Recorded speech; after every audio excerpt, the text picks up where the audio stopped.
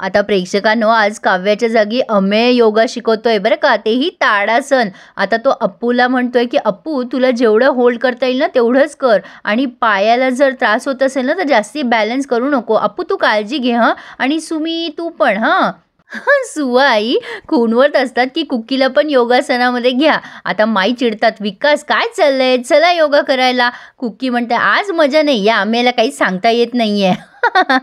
काव्या नाही ते योगाला मज्जा नाही. आता विटू बाबा म्हणतोय की चल तू माझ्यासोबत रियाजला बस. आता कुकी म्हणतो नाही नाही, मी नुसता बसेल, गाणं तूच म्हण. पण आता अप्पू, शशांक, माई सगळे एकमेकांना डोळ्याने खुणवतात आणि अप्पू एकदम पायामध्ये तिच्या मोच आली आहे, म्हणजे असं त्रास होतोय म्हणून नाटक करायला लागते. अरे बापरे, मला लागलं लागलं. आणि सगळेच जण कानेटकर अप्पूच्या मागे मागे करतात. अरे बापरे, काय झालं अप्पू, तुला काही लागलं तर नाही ना. अप्पू म्हणते अरे ते ताडासन करताना पायात ते असं. निखिल म्हणतो क्रॅम्प झाले का तुला. अप्पू म्हणते हा तेच ते. आता मानसी म्हणते अरे बापरे, एवढं सगळं झालं. मी तुला मसाज करून देऊ का. अप्पू म्हणते काहीतरी कर मानसी वहिनी. आता म्हणजे हे एकमेकांना खुणवत आहे सुमीला चिडवायसाठी. पन्ना काकू म्हणते अरे हो हो, मसाज करा कोणीतरी हळूहळू त्या जागेवर. दादा काका म्हणतात अरे एवढा उपाय करू नका, तिचा पाय दुखावेल. सुवाई म्हणतात हळू रे बाळा हळू. सुमीचं तोंड पुन्हा बारीक झालंय, पण आता अप्पू लगेच उठून उभी राहते आणि म्हणते झालं झालं, आता झालं, मला बरं वाटतंय. आता पुन्हा सगळे योगा करायला लागले. आता हे फक्त सुमीला दाखवायसाठी होतं आणि हा उपाय खरंच वर्क करतो. सुमी मनात विचार करते की अप्पूचे एवढी सगळी काळजी घेताय, माझं दुखायला लागलं तर माझी पण घेतील का, बघूयात प्रयत्न करून. आता सुमी योगासन करता करता जोरात ओरडते, माझी पाठ दुखायला लागली आहे. आता लगेच माई म्हणतात काय हे, आज योगा करायला काही मुहूर्त लागत नाहीये वाटतं. प्राची म्हणते काय झालं सुमीताई. आता सुमी म्हणते मला ना खूप त्रास होतोय खूप. निखिल म्हणतो तुम्ही कंटिन्यू करा, मी बघतो. आता हे सगळेजण पुन्हा योगासनं करण्यात बिझी झाले. ताडासन नको, पुढचं काहीतरी करूया. आता सुमीकडे सगळ्यांनी दुर्लक्ष केलंय. निखिल म्हणतो काय झालं सुमी. सुमी खूप ओरडते त्याच्यावर. सांगितलं ना पाठीत दुखतंय, सारखं सारखं काय ओरडताय माझ्यावर. बिट्टू बाबा म्हणतो काही गंभीर नाही ना, लाटणं फिरवा नाही तर त्याच्यावर. दादा काका म्हणतात अरे काही झालं नसेल, तिने हात जोरात वर केला ना म्हणून त्रास होत असेल, गंभीर बिंबीर काही नसेल झालं तिला. बिट्टू बाबाला काही हसू आवरे न बोलता बोलता. निखिल म्हणतो मला पण असंच वाटतंय दादा, काही गंभीर नसेल झालं. आता जोरजोरात सुमी ओरडते निखिल, तुम्ही डॉक्टर आहात का हो, तुम्हाला सगळं कळतं का, माझं एवढं दुखतंय आणि तुम्हाला काहीच वाटत नाही. आता निखिल म्हणते माझ्यावर का ओरडतेस तू. मिठू बाबा कुकीच्या मागे लपून लपून हसत असतो. कुकी म्हणतो अरे नाहीतर काय, अमेने सांगितलं, लक्ष कुठे होतं तुझं सुमी. सुवाई म्हणतात अशीच ही लहानपणापासून वेंदळी, लक्ष देऊन व्यायाम करायचा न. विठू बाबा म्हणतो बरं बरं चला बोलू नका तिला, आता सुमी तू जा बरं, आराम कर बरं. आता ही विठू बाबा हसतच सांगत असतात. सुमी खूप चिडते आता आणि म्हणते काय चाललंय तुमचं, माझ्या पाठीत चमक भरली आहे, तुम्हाला काहीच वाटत नाही का. निखिल म्हणतात अगं असं काय बोलतेस, तुझे आई वडील आहेत ना ते, आपण एक काम करू, आपण वर जाऊ, आराम करू आपण. पण सुमी चिडते आणि म्हणते मला थांबायचंच नाहीये इथे, मी योगा करेल तर माझ्या खोलीत जाऊन करेल. सुमी आता फास्ट चालत असते तेव्हा सुवाई म्हणतात अगं हळू, तुझ्या पाठीत दुखतंय ना. सुमी म्हणते हो हो दुखतच आहे, आणि आता ती वर निघून गेली आणि सगळेच कानेटकर पुन्हा हसायला लागले. विठू बाबा मात्र हसतच राहतात. दादा काका म्हणतात काय रे विठू, तुला परिस्थितीचं गांभीर्य आहे की नाही. दादा काका पण हसताय. विठू बाबा म्हणतात मी आधीच सांगितलं होतं तुम्हाला, मला ना तुम्ही या सगळ्यात घेऊ नका. सुवाई म्हणतात तुमची जीभ ठेवा, मग दाताखाली हसू येणार नाही. आणि आता विठू बाबाची जीभ चेंदली आहे आणि कुकी आता चिडवतोय जशी बेटी तसा बाबा हसो. आता हे छान दाखवलंय त्यांनी आज प्रेक्षकांनो. आता निखिल सुमीला म्हणतो काय झालं सुमी, बरं आहे ना.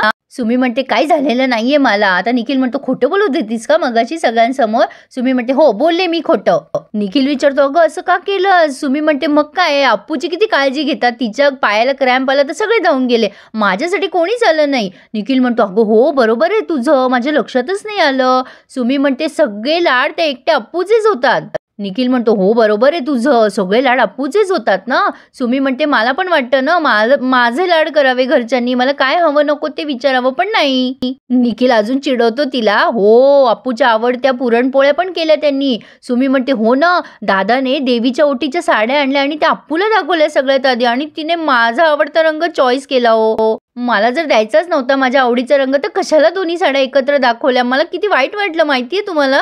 निखिल म्हणतो बरोबर आहे तुझं. आता सुमी चिडते काय चाललंय तुमचं, बरोबर आहे बरोबर आहे, मी काय वेडी आहे का. निखिल म्हणतो हो बरोबर आहे सुमी तुझं. तू ना आपली बॅग भरायला लाग. आपल्याला तशी इथे किंमत नाहीये, मग आपण कशाला इथे राहायचं? सुमी म्हणते, "अहो काय बोलताय तुम्ही? मी काय बोलतीये? तुम्ही काय बोलताय? मला ना तुमच्याशी बोलायचंच नाहीये. मी जाते इथून." आता सुमी तिथूनही चिडून निघून जाते. आता हे सगळे बोलत असतात तेव्हा सुमी त्यांच्याजवळ येऊन बसते. पन्ना काकू विचारते, "बरी आहे का तुझी पाठ?" सुमी म्हणते, "हो बरी आहे." आता सुमी इकडे-तिकडे बघते आणि म्हणते, "अप्पू कुठे आहे?" कुकी म्हणतो, "अरे आराम करतीये ना ती, पाठीत क्रॅम्प आला होता ना तिच्या." तर सुमी म्हणते, "मला ना तुमच्याशी बोलायचंय." सुवाई म्हणतात, "हो बाळा बोल बोल." आता सुमी म्हणते, "आई बाळणपणात मुली माहेरी जातात ना, मग अप्पू का नाही गेली तिच्या माहेरी?" सुवाई म्हणतात, "बरोबर आहे तुझं, जायला हवंच तिने माहेरी, पण काय आहे ना मला काळजी वाटते, मला काही सांगता नाही येते." मग पन्ना काकू जरा बाजू सावरते आणि म्हणते, "अगं घर म्हणजे सासर हेच मुलीचं घर असतं ना लग्न झाल्यावर सुमे." आता सुमी म्हणते, "माझं पण लग्न झालंय, मग हे घर माझं नाहीये का?" आणि अचानक सुवाईला आठवतं, "हां अप्पूची आई ना." आता पन्ना काकू म्हणतो, "हो ना, त्यांना हे मूल व्हायलाच नकोय ना, त्यामुळे अप्पू इथे राहिलेली बरी." सुवाई म्हणतात, "हो नाही तुझं म्हणणं पण बरोबर आहे सुमे, अप्पूने तिच्या माहेरी जायला हवं." मग कुकी म्हणतो, "तेही 7 महिन्यानंतर." आता विठू बाबा पुन्हा हसायला लागतात मध्ये मध्ये. आता सुवाई त्यांना उठून घेऊन जाते, "चला बरं तुम्ही." सुमी विचारते त्यांना, "बाबा हसताय का तुम्ही?" आता ते म्हणतात, "अगं मला विनोद आठवला म्हणून मी हसलो." पण सुवाई घेऊन गेल्यात विठू बाबाला तिथून. आता कुकी म्हणतो, "बोल तू सुमे बोल बोल काय झालं?" आता सुमी जरा चाचरतच बोलते आणि म्हणते, "तुम्हाला असं सगळ्यांना वाटत नाही का की अप्पू जरा जास्तीच पुढे पुढे करते सगळ्यांच्या?" पण ना काकू म्हणते, "स्वभावच आहे ना तिचा, सगळ्यांच्या पुढे पुढे करायचं आणि स्वतःचे लाड करून घ्यायचे." सुमी म्हणते, "हो ना मला जमतच नाही तसं." आता प्राची म्हणते, "सुमीताई सवय करून घे ग त्याची. अगं अप्पू बघ ना वर जाऊन मस्त आराम करत असते आणि तू इथेच बसते. मला तर सारखी ऑर्डर देते, ए प्राचू पाणी दे, ए कॉफी दे, किती धावपळ करावं लागते मला." कुकी म्हणतो, "ए काय बोलतेस प्राचू, ती सून आहे ना या घरची, तिचा हक्क आहे." सुमी म्हणते, "हो बरोबर आहे तुमचं." आता कुकी म्हणतो, "खरं सांगू का तुला सुमे, जेव्हापासून अप्पूला दिवस गेले ना ती माझ्या डोक्यात जायला लागली आहे." आता सुमी म्हणते, "काय बोलतोयस कुकी?" आता कुकी म्हणतो, "बरोबर आहे ग, अगं तिला योगा करायचा म्हणून सगळ्यांना उठवावं लागतं ना." सुमी म्हणते, "अरे असं काय बोलतोयस कुकी तू, ती इतकी पण वाईट नाहीये रे." कुकी म्हणतो, "पण तुला पटतंय का तिचं वागणं?" सुमी म्हणते, "अरे असं काय करतोस कुकी, आपण तिला या घरची मुलगी मांडलंय ना, मग असं बोलावं का तिच्याबद्दल?" पन्ना काकू म्हणते, "हे बरं आहे तुझं, आम्ही काय बोललो तिच्याबद्दल, तूच बोलतीयस ना." "अगं सुमे तूच सुरुवात केली ना." तर सुमी खूप कन्फ्यूज झालीये. सुमी म्हणते, "जाऊ द्या मी येते आता." कुकी म्हणतो, "अगं शांत विचार कर, तुला अप्पू विषयी प्रेम वाटतं की तुला तिचा राग येतो? अगं तुला बरं वाटावं म्हणून आम्ही बोललो." सुमी म्हणते, "नाही नाही मला हे असं काही नव्हतं म्हणायचं, असं काही वाईट मला ऐकायचं पण नव्हतं." कुकी म्हणतो, "मग तुला बोलायचंय काय, बोल बोल." आता सुमी म्हणते, "मला म्हणजे जे म्हणायचंय ना ते तुम्हाला कळतच नाहीये." पन्ना काकू म्हणतात, "सुरुवात तर कर, तू बोल आम्ही ऐकतो." पण सुमी मात्र गडबडून जाते आणि तिथून निघून जाते. पण सुमीने आता तिच्या सासूबाईंना फोन करून सांगितलंय की आम्ही आता घरी येतोय आई. आता तिचं हे बोलणं शशांक अप्पू मागून चोरून ऐकत असतात. शशांक म्हणतो, "काय ग सुमे, कोणाशी बोलत होतीस, कुठे जायचंय तुला?" सुमी म्हणते, "ते निखिलच्या आईंचा फोन होता ना, आम्ही दोघं आमच्या घरी जातोय." अप्पू म्हणते, "म्हणजे तुझ्या सासरी?" शशांक म्हणतो, "अर्थात, सासरी नाही तर कुठे जाणार? अगं लग्नानंतर सासरच मुलीचं घर असतं अपूर्वा. आता ते निखिलराव नाशकात नव्हते म्हणून ही आपल्या घरी राहत होती, पण तिला आज न उद्या जावंच लागेल ना अपूर्वा तिच्या घरी." आता सुमी चिडते आणि म्हणते, "तू हे बोलतोयस दादा?" शशांक म्हणतो, "अगं मी काही जगावेगळं नाही बोलत आहे सुमे, नॉर्मल बोलतोय मी." "अगं अपूर्वा एवढे दिवस ती आपल्याकडे राहते पण ती परकीच ना." अप्पू म्हणते, "माझंच घ्या ना, आता माझं लग्न झाल्यापासून मी इथेच राहते की माझ्या सासरी." शशांक म्हणतो, "अरे हा ही तर इथेच राहतीये." आता सुमी चिडते आणि म्हणते, ठीक आहे एवढं समजून सांगायची गरज नाहीये, आम्ही जातोय आमच्या घरी." अप्पू म्हणते, "नाही बरोबर आहे सुमे, म्हणजे तू जायलाच हवं असं काही म्हणणं नाहीये बरं का आमचं. अगं तुला जायचंच आहे तर मी मदत करू का तुला पॅकिंगमध्ये, तुला मदत होईल ना, तसंही मला हा काही करू देत नाही बघ." सुमी म्हणते, "त्याची काही गरज नाहीये, माझी कामं मी स्वतः करू शकते." अप्पू मुद्दाम म्हणते, "खडूस आता फायनली सुमी तिच्या सासरी जाणार आहे तर." सुमी म्हणते, "खरंच तुला असं वाटतंय अप्पू मी जावं?" अप्पू म्हणते, "तसं नाहीये ग सुमी, पण काय आहे ना तू चुकतीयेस. अगं तू जावंच असं आमचं म्हणणं नाहीये, पण तुझा भाऊच म्हणाला ना असं खडूस की शेवटी सासरच हे मुलीचं घर असतं." "अरे बापरे, तू किती दिवस इथे राहणार नाही का?" शशांक म्हणतो, "हो ना किती दिवस." अप्पू म्हणते, "पण आफ्टर ऑल कितीही काहीही करा, शेवटी आपलं हक्काचं घर तेच आपलं घर असतं नाही का, बरं वाटतं ना तिथेच." सुमी चिडते खूप आणि म्हणते ठीक आहे चाललोय आम्ही आमच्या घरी, माझ्या सासरच्याच घरी चाललीये मी. सुमी चिडून निघून गेलीये. शशांक म्हणतो बंद कर अपूर्वा हे सगळं, ती किती रडवेली झालीये कळते का तुला. अपू म्हणते अरे हो मला कळतंय, पण आता खरी वेळ आलीये, म्हणजे आपण जर थोडंसं ताणायला हवंय. आता आपण जरा ताणलं ना की ती चिडचिड करेल, राग करेल आणि तिचा राग असा व्यक्त करेल, असं तिचं धरण फुटून जाईल. शशांक म्हणतो धरण फुटून जाईल म्हणजे. अपू म्हणते अरे म्हणजे ती असं पटकन बोलून जाईल ना राग, तिचा राग असा बाहेर येईल ना व्होल्कॅनो सारखा. शशांक म्हणतो अगं बांध म्हणतात त्याला, धरण काय बोलतेस तू.